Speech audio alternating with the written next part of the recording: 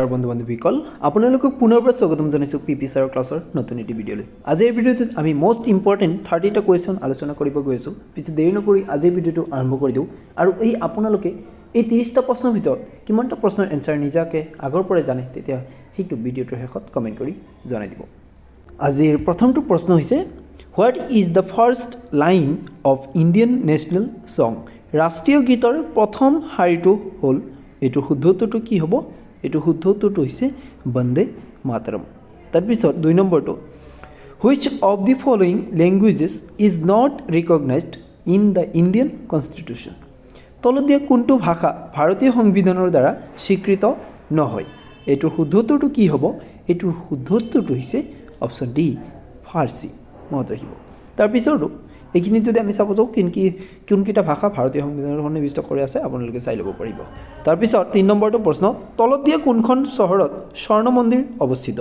In which of the following cities the golden temple present? এইটো শুদ্ধ উত্তৰটো কি? এইটো শুদ্ধ উত্তৰটো হৈছে অমৃতসৰ। তাৰপিছত 4 নম্বৰটো প্ৰশ্ন নামদফা ৰাষ্ট্ৰীয় উদ্যান কোন ৰাজ্যত অৱস্থিত? ইয়াতে অলপ স্পেলিং মিষ্টেক হৈছে, আপোনালোকে চাই ল'ব। নামদফা ৰাষ্ট্ৰীয় উদ্যান কোন ৰাজ্যত অৱস্থিত? সেইটো শুদ্ধ উত্তৰটো হৈছে অৰুণাচল প্ৰদেশ। মনত ৰাখিব। তাৰপিছত ভাৰতৰ প্ৰথমজন ৰাষ্ট্ৰপতি কোন আছিল? এইটো শুদ্ধ উত্তৰটো কি? Who was the first president of India?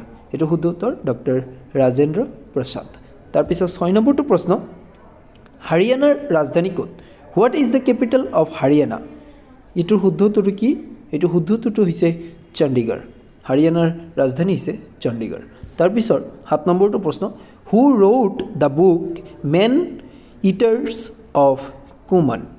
Man eaters of Kumaon কিতাপখন কোনে লিখিছিল? এইটো শুদ্ধ উত্তৰটো হৈছে জিম কৰবেট। আৰু এই জিম কৰবেটৰ নামৰ জিম কৰবেট নেশ্যনেল পাৰ্কটো হৈছে আটাইতকৈ পুৰণি নেশ্যনেল পাৰ্ক। মনত ৰাখিব। তাৰপিছতো তলত দিয়া কোনখন ৰাজধানী ৰেলৱেৰে সংযোজিত? Which of the following state capitals is connected by railway? এইটো শুদ্ধ উত্তৰটো কি? এইটো শুদ্ধ উত্তৰটো হৈছে আগৰতলা। তাৰপিছত 9 নম্বৰটো প্ৰশ্ন what is the largest creature on the earth? পৃথিৱীৰ ভিতৰত আটাইতকৈ ডাঙৰ জীৱ কি? এইটো শুদ্ধ উত্তৰটো হৈছে ব্লু হুৱেল বা নীলা তিমি। তাৰপিছতো পৃথিৱীৰ ভিতৰত সকলোতকৈ ডাঙৰ পৰ্বতমালা কোনটো? What is the largest mountain range in the world? এইটো শুদ্ধ উত্তৰটো কি হ'ব? এইটো শুদ্ধ উত্তৰটো হৈছে এণ্ডিজ। মনত আহিব। এণ্ডিজ পৰ্বতমালা হৈছে পৃথিৱীৰ একেবাৰে সৰ্বোচ্চ পৰ্বতমালা। তাৰপিছত 11 নম্বৰ মাকালু 1 কাৰ পৰ্বত সিংহ? Makalu 1 is a mountain peak of? এইটো শুদ্ধ উত্তৰটো কি হ'ব? এইটো শুদ্ধ উত্তৰটো হৈছে দ্য হিমালয়ছ, অৰ্থাৎ হিমালয়ৰ এখন পৰ্বত শৃংগৰ নাম হৈছে মাকালু 1। তাৰপিছত 12 নম্বৰটো প্ৰশ্ন Kabul is the capital of? Kabul কোন দেশৰ ৰাজধানী? এইটো শুদ্ধ উত্তৰটো কি? এইটো শুদ্ধ উত্তৰটো হৈছে আফগানিস্তান। তাৰপিছতো 13 নম্বৰ the Baikal lake is situated in? Baikal হ্ৰদ ক'ত অৱস্থিত? এইটো শুদ্ধ উত্তৰটো কি? এইটো শুদ্ধ উত্তৰটো হৈছে ৰাছিয়া। তাৰপিছত 14 নম্বৰটো প্ৰশ্ন the Palk strait separates India from? পালক জলদ্বীপে ভাৰতক পৃথক কৰে কাৰ পৰা? এইটো শুদ্ধ উত্তৰটো হৈছে শ্ৰীলংকা। মনত ৰাখিব। তাৰপিছত ইউৰোপৰ পৰা ভাৰতলৈ যোৱা সাগৰীয় পথ কোনে প্ৰথমে আৱিষ্কাৰ কৰিছিল? Who first discovered the sea road from Europe to India? এইটো শুদ্ধ উত্তৰটো কি? Vasco da Gama. মনত ৰাখিব। এই প্ৰশ্নটো বহুতবাৰ আহে আৰু আহিছেও। তাৰপিছত আলিগড় চহৰ কোনখন ভাৰতীয় ৰাজ্যত অৱস্থিত? এইটো শুদ্ধ উত্তৰটো কি? Option C Uttar Pradesh. বন্ধু বান্ধৱীসকল আপোনালোকে যদি ভিডিঅ'টো চাই ভাল পাইছে তেতিয়া ভিডিঅ'টো এটা লাইক কৰি দিব আৰু আপোনাৰ বন্ধু বান্ধৱীৰ লগত ভিডিঅ'টো যিমান পাৰে শ্বেয়াৰ কৰি দিব। আৰু ভিডিঅ'টোৰ আপোনালোকে শেষত কমেণ্ট কৰি জনাই দিব যে আপোনালোকে এই 30টা প্ৰশ্নৰ ভিতৰত কিমানটা প্ৰশ্ন এনচাৰ আপোনালোকে নিজাকে কৰিব পাৰিছে। আপোনালোকে যদি আমাৰ এই চেনেলত নতুনকৈ হয় তেতিয়াহ'লে চেনেলটো ছাবস্ক্ৰাইব কৰি ল'ব পাৰে এনেকুৱা ধৰণৰ প্ৰশ্নসমূহ পাই থাকিবৰ কাৰণে। পিছৰটো প্ৰশ্নত যাওঁ। 17 নম্বৰটো প্ৰশ্ন বিখ্যাত জগন্নাথ মন্দিৰ ক'ত অৱস্থিত? Where is the famous Jagannath temple situated? এইটো শুদ্ধ উত্তৰটো কি হ'ব? এইটো শুদ্ধ উত্তৰটো হৈছে পুৰীত। তাৰপিছত 18 নম্বৰ পেৰিয়াৰ ৰাষ্ট্ৰীয় উদ্যান ক'ত অৱস্থিত? Where is the Periyar national park located? এইটো শুদ্ধ কেৰেলা। তাৰপিছতো 19 নম্বৰ তলৰ কোনখন ভাৰতীয় ৰাজ্যৰ উপকূল নহয়?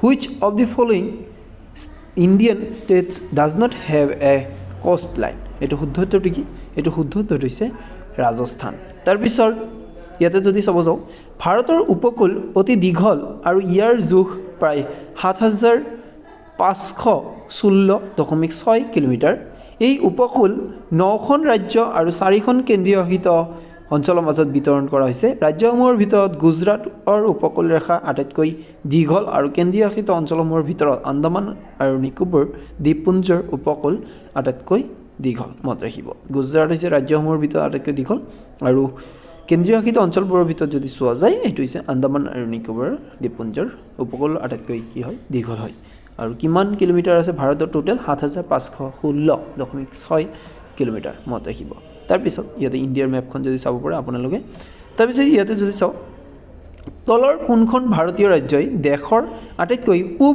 সীমা গঠন কৰে এইটো শুদ্ধটো কি এইটো শুদ্ধ অৰ্থাৎ ভাৰতবৰ্ষৰ একেবাৰে পূব দিশত কোনখন ৰাজ্য আছে এইটো শুদ্ধটো হৈছে অৰুণাচল প্ৰদেশ তাৰপিছৰটো প্ৰশ্ন 21 নম্বৰ তলৰ কোনখন নদী পূবৰ পৰা পশ্চিমলৈ বৈ যায় which of the following rivers flows from east to west পূবৰ পৰা পশ্চিমলৈ যোৱা নদীখনৰ নাম হৈছে নৰ্মদা নদী মনত ৰাখিব তাৰপিছত ইয়াতে যদি আপোনালোকে চাব পাৰে তাৰপিছৰটো প্ৰশ্ন 22 নম্বৰটো প্ৰশ্ন under which article of the constitution is the president rule promulgated in any state in India সংবিধানৰ কোনটো অনুচ্ছেদৰ অধীনত ভাৰতৰ যিকোনো ৰাজ্যত ৰাষ্ট্ৰপতিৰ শাসন জাৰি কৰা হয় এইটো শুদ্ধ উত্তৰটো অনুচ্ছেদ নম্বৰ 356ত উল্লেখ কৰি থৈ দিয়া আছে আৰ্টিকেল 356 মনত ৰাখিব তাৰপিছত ইয়াতে যদি চাব যাওঁ ভাৰতীয় সংবিধানৰ 356 নং অনুচ্ছেদ ভাৰত চৰকাৰ আইন 1935ৰ ধাৰা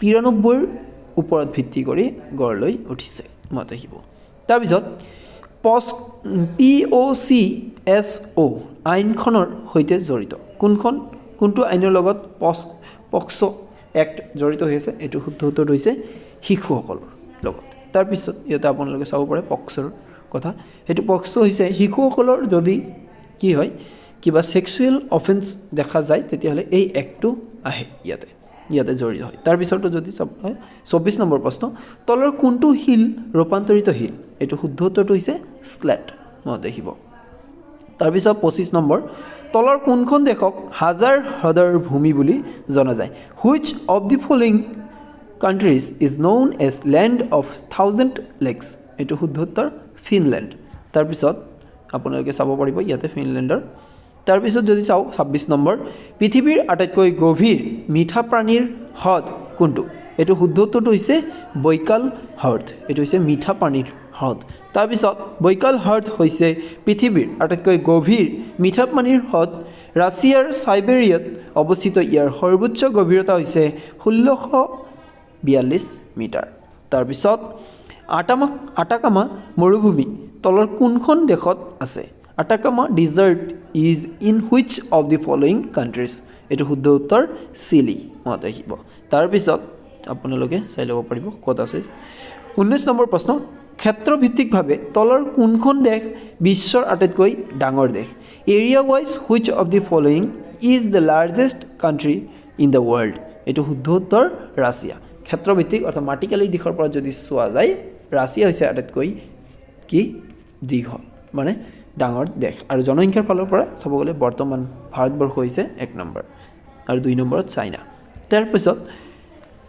লেবাননৰ ৰাজধানী কি what is the capital of Lebanon এইটো শুদ্ধ উত্তৰ বেইৰুট বন্ধু বান্ধৱীসকল আজিৰ ভিডিঅ'টোত এইখিনি যদি ভিডিঅ'টো চাই ভাল পাইছে তেতিয়া ভিডিঅ'টো এটা লাইক কৰি দিব আৰু আপোনাৰ বন্ধু বান্ধৱীৰ লগত ভিডিঅ'টো শ্বেয়াৰ কৰি দিব যদি আপোনালোকে আমাৰ এই চেনেলত প্ৰথমবাৰৰ বাবে আহিছে অৰ্থাৎ আমাৰ ভিডিঅ'টো প্ৰথমবাৰ চাইছে যদি ভিডিঅ'টো ভাল পাইছে তেতিয়াহ'লে চেনেলটো ছাবস্ক্ৰাইব কৰি ল'ব পাৰিব এনেকুৱা ধৰণৰ গুৰুত্বপূৰ্ণ প্ৰশ্নসমূহ পাই থাকিবৰ কাৰণে আমি প্ৰতি একদিনৰ গেপ এৰি আপোনালোকৰ কাৰণে প্ৰশ্ন লৈ আহি আছোঁ আপোনালোকে পৰীক্ষাৰ বাবে ধুনীয়াকৈ সাজু হৈ থাকিব পাৰিব পিছে আজিৰ ভিডিঅ'ত এইখিনি ভিডিঅ'টো শেষলৈ চোৱাৰ বাবে ধন্যবাদ